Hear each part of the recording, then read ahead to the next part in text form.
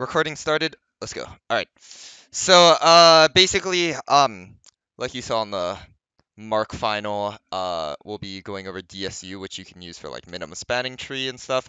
So DSU stands for disjoint set union, and it does kind of exactly what it says. So it unites disjoints or like separated sets. So first let's just recap on how adjacency lists work because you're gonna need that for some of these problems. So, we'll first start by filling in this adjacency matrix.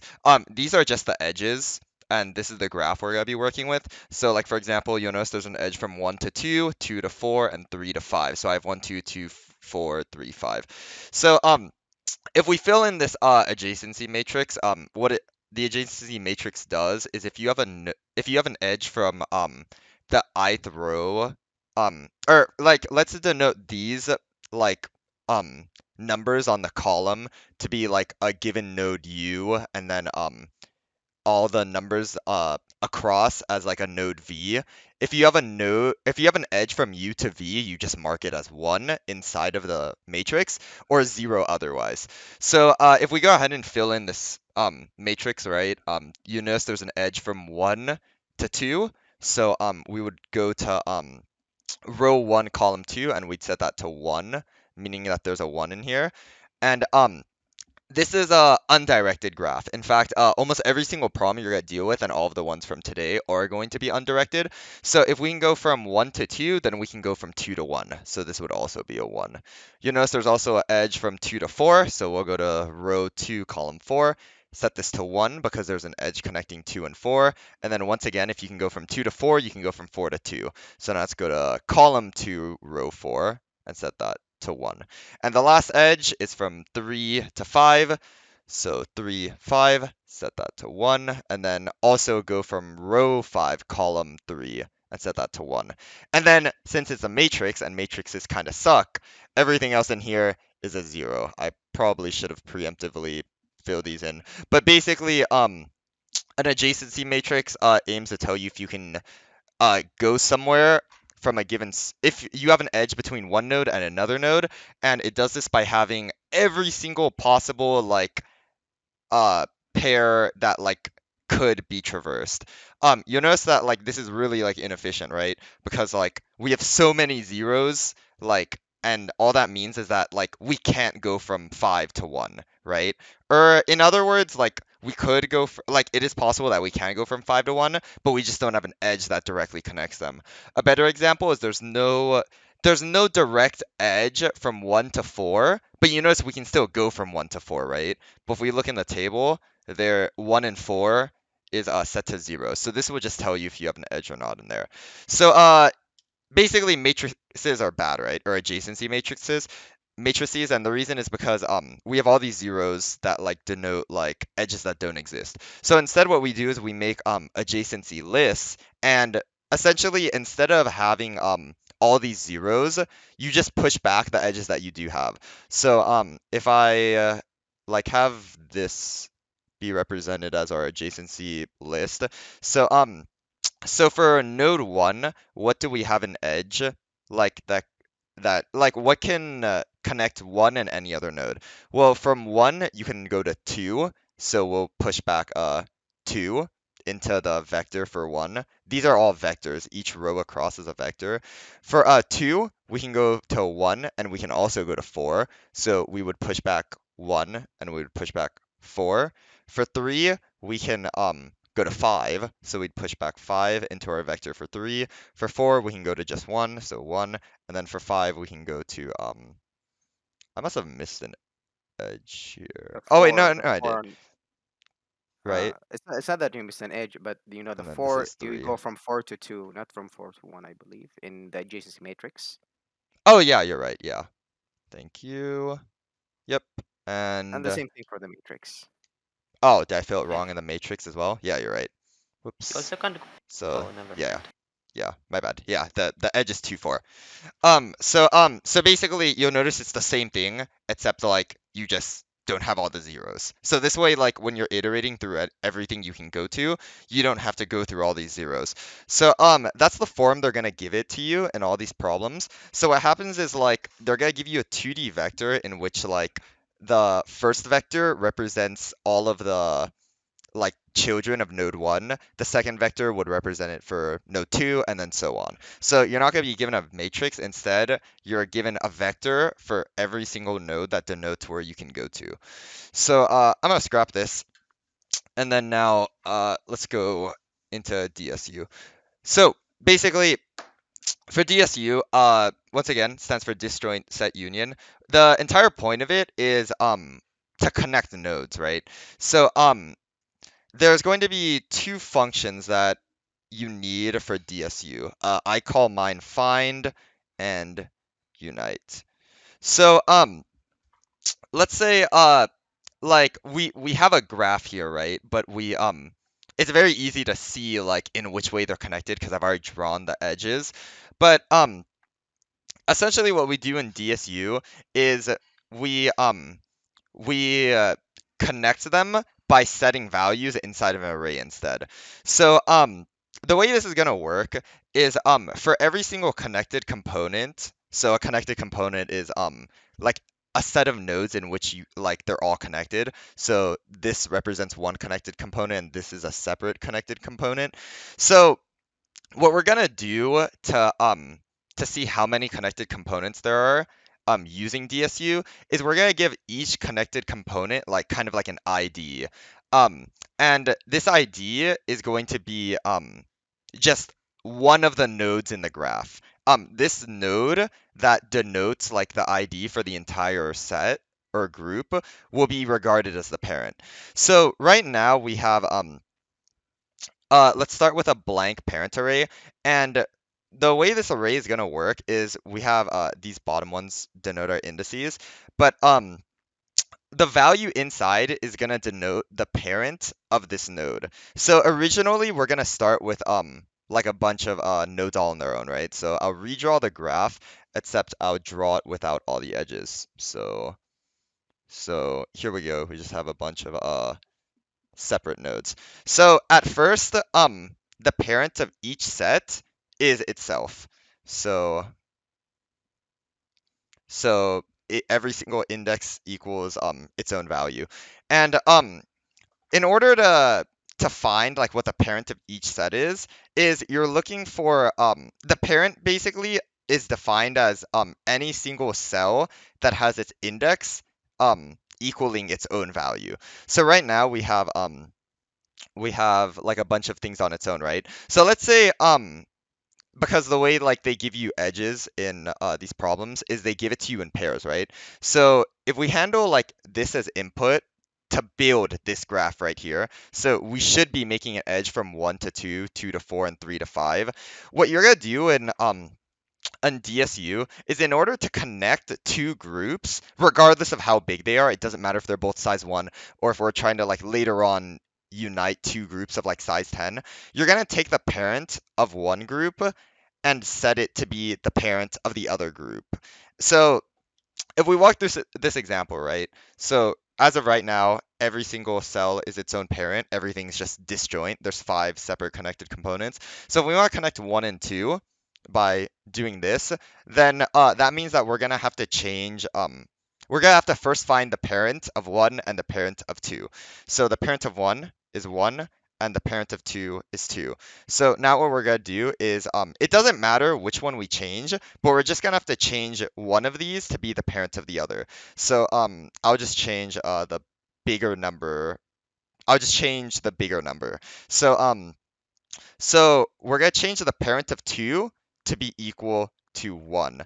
So now what this means is if we want to find like the parent of the group, we check to see for index 2, does our index equal our value? No, it doesn't because our index is 2 and our value is 1. So that means we're going to have to go to index 1. So now we say, does our index equal our value? Yes, it does, meaning that 1 is the parent of 2. So this will later be a recursive function that we write. But if you're ever trying to find which groups they belong to, you're just gonna call the find function, which will recursively check and return the parent of the set. So right now we've connected these two, so now let's connect 2 and 4, right? So connect 2 and 4. First, we gotta find the parent of 2, and we gotta find the parent of 4. So the parent of 2 was 1, as I mentioned. So parent 2 equals 1. And then we have to find the parent of 4, which is just itself, 4. So parent of 4 is equal to 4. And we're going to set the parent of 4 to be equal to the parent of the other set. So now we would change this to 1. So if you want to verify that these are all connected, right, what you would do is you would call the find function. And once again, the find function will just simply like recursively do this check of, is this index equal to its value? So if we want to find the parent of 4, right, we'd say, is index 4 equal to its value? No, it's not. So we have to go to 1. Is index 1 equal to its value? 1. Yes, it is. Therefore, 1 is the parent of 4. And you'll notice if we do this for all three of these numbers, 1, 2, and 4, we're going to get 1 out of all of them, which denotes that they're all in the same set. So for the last one, 3 and 5 have to find the parent of 3, have to find the parent of 5, so that's just 3 and 5, and then we'll change the value in index 5 to be equal to 3. So that's essentially how it works. So let me pull up my notepad because I probably missed some points that I want to talk about. So yeah, once again, the parent basically is like an ID that denotes the set, right? So if we call the find function on all three of these numbers, we're gonna get 1 for all of them, which is the parent of the set, right? Because index 1 is equal to the value in index 1. So the reason we have to use this, right, is if you're familiar with like depth first search and like maybe the graph traversal things that you've seen in CI 17C, essentially, like, instead of doing all of this, we could just run a depth first search, right? So we could start at index 1 and then like uh do a depth first search to see if we can find 4, and then we'd eventually find 4, right? Which means that they are connected. But the problem with this is like, what if you're like, you have to check multiple times if two things belong to the same set, right? Well, the problem with that is like you're doing a search every single time, right? Like let's say there's like 10 to the 5th nodes and it's a straight line of nodes like 1, to like, let's just say it was like literally just a straight line of nodes. If we want to see that 1 and 4 are in the same set, we have to go from 1 to 2, 1 to 3, or 2 to 3, 3 to 4. So this is an O of n operation, right? Just to verify that they're in the same set. But with this array, we already have it saved. We just call the find function and we're able to find it immediately. So are we all good on like how it works so far, Omar and Anch? Yeah. Nice. So if we're good on this, then I can just go over to the code. Basically, there's only three things you need, right? You need this parent array that stores like what the parent of each cell is, and then I'm going to show you how to code both of these two functions. Now one thing that is very important is when you're coding these problems, keep in mind that the parent array doesn't actually like retrieve the parent of like a given node. So let's say like you're like in the part of your code where you have to check if two things are connected. So let's say you want to check I'm gonna change this where no, it's impossible. I'll change this to 1 and I'll change this to 2. So let's say that because like if I change this to 2, they're still in the same set, because you'll notice that like if we want to find the parent of 4, right, we check if index is equal to value, which it's not, so we have to now go to index 2. We check if index is equal to value. No, it's not, so we now have to go to 1, and then we go to 1, and then 1 is equal to its value, which means that 1 is the parent of 4. So you'll notice that like 2 and 4 are still obviously connected, but they don't have the same value in the parent array, right? So if you want to check if two things are in the same set, you can't simply check like if parent of I is equal to parent of J, right? It's not guaranteed what the parent is just by looking it up inside of the array. So what you have to do is you have to call the find function, right? Because the entire point of the find function is it does this recursive protocol to tell you what the parent is. So instead of doing this, because if you do this, like your code will not work, you have to do if find I is equal to find j. And does that make sense why? Because this find function is doing this recursive like protocol that I'm walking you guys through to guarantee that you get the parent. If you just look up in the table, it's not gonna guarantee you get the parent because like if this index is not equal to its value, that doesn't mean that it's the parent. It means you have to keep looking. So you're gonna have to call the find function instead of using the parent array to tell you what the parent is. That's a little like not so obvious, and I noticed it's a very common mistake when people solve DSU problems. They'll always look up in the parent array to find the parent instead of calling the find function. So just make sure you do that when you do these problems. So if we're all good with those, let me turn this off and you can see switch on over to my screen in Discord and we'll go through some stuff. So I'll paste these in. Oops. Actually, I'll just code them from scratch. So let's now make the find and unite function, right? So basically with the find function, you're returning the parent. So I'm going to make oh wait, function int and then we're passing in an integer. Oh, someone's mic so. Oh, I can't see when people join because streamer mode does that in Discord. But let's write the find function, right? So once again, we have the find function which returns parent, and then we have unite which just connects two sets, which is like setting the array element of one index to equal the parent of another set. So if I go ahead and write my find function first, right? Um I'm gonna call our current index x. So what I'm gonna do is I need to first check if the index is equal to the value inside that index, right? So if x is equal to parent of x, then it means that I have the parent, right? So I'm gonna simply return x. Otherwise, I have to keep recursively calling like the function until I find the index that does match its own value. So I'm gonna call the find function with parent of x, and that should be enough. Um, oh wait, actually, it has to be return find parent of x.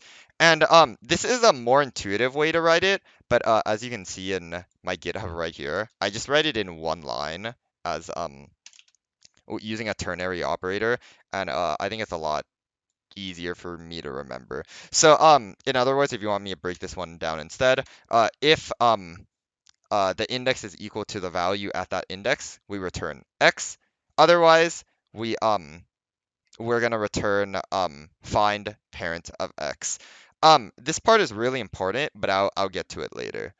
So next, the unite function. So if I paste this in here, so so basically what we're gonna do is we have to find the parent of both. If we want to unite A and B, which is what this is doing, we need to find the parent of A and then find the parent of B.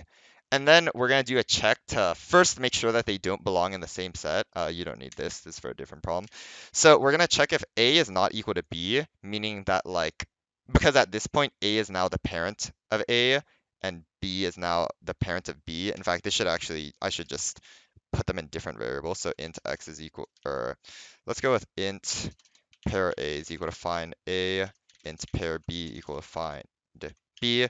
If parent of A is not equal to parent of B, you're going to set the parent of one to be, you're going to set the index within the parent array of one of them to equal the other. So this would be pair A is equal to pair B, or vice versa. It actually doesn't matter which one you do because because like you still retain the property of okay, so for example, like in our parent array, right? Like a parent is denoted by an index equaling its value. So let's say we have two parents in which like I don't know, like parent of one is equal to one, and then like for index 4, parent of 4 is equal to 4, right?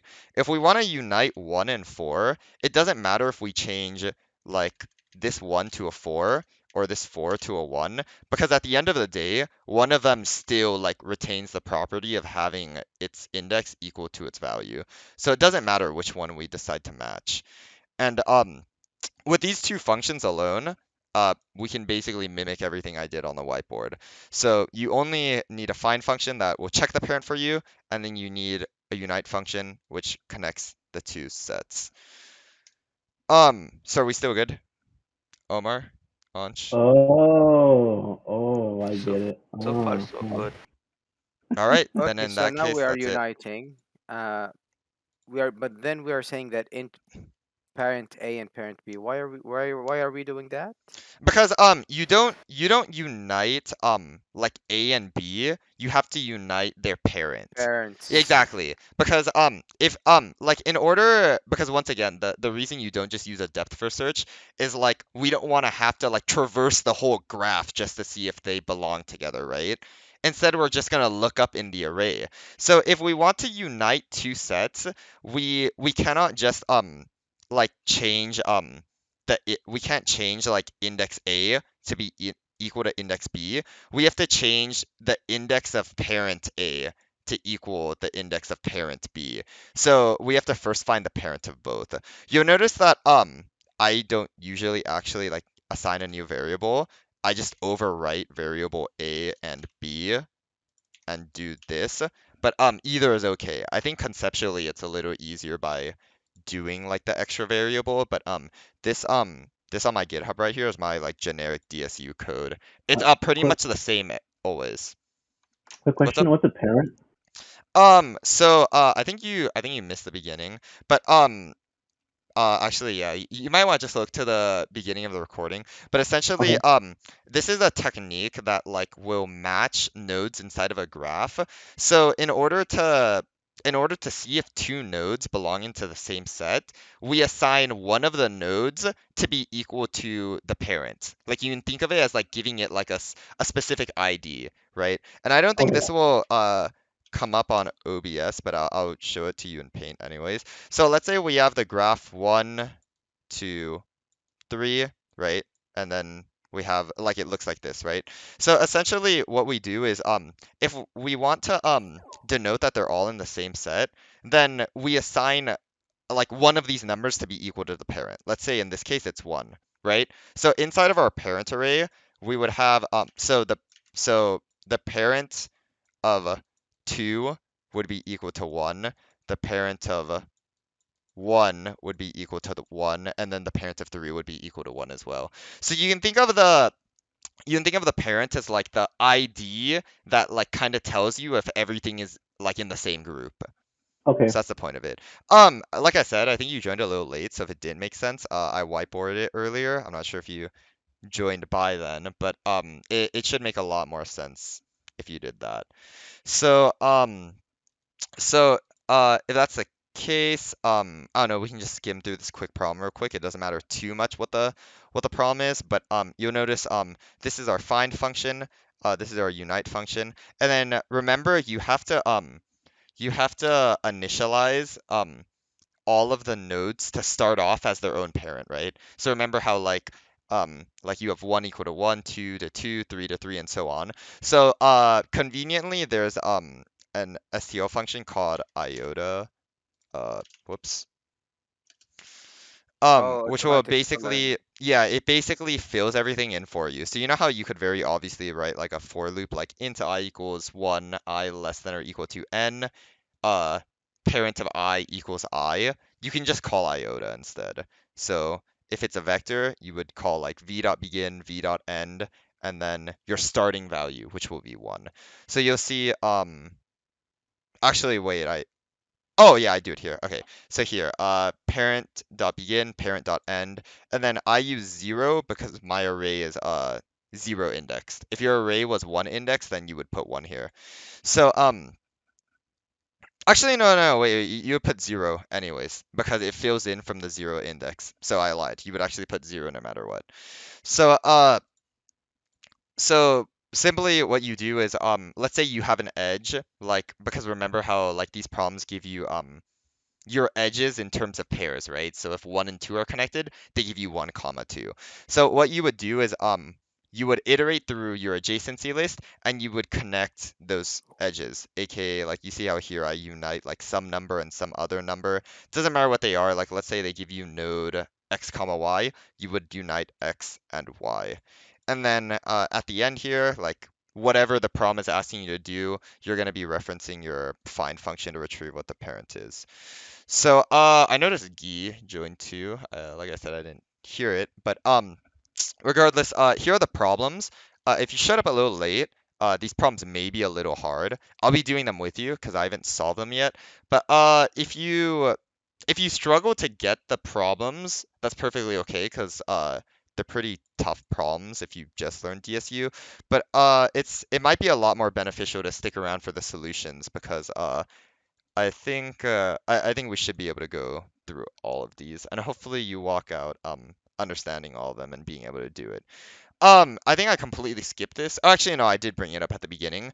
Um, Basically, the entire point of DSU, right, is connecting two things and seeing if they're in the same set. So, one of the most popular applications of it is the minimum spanning tree, which was on the CIS 17C final.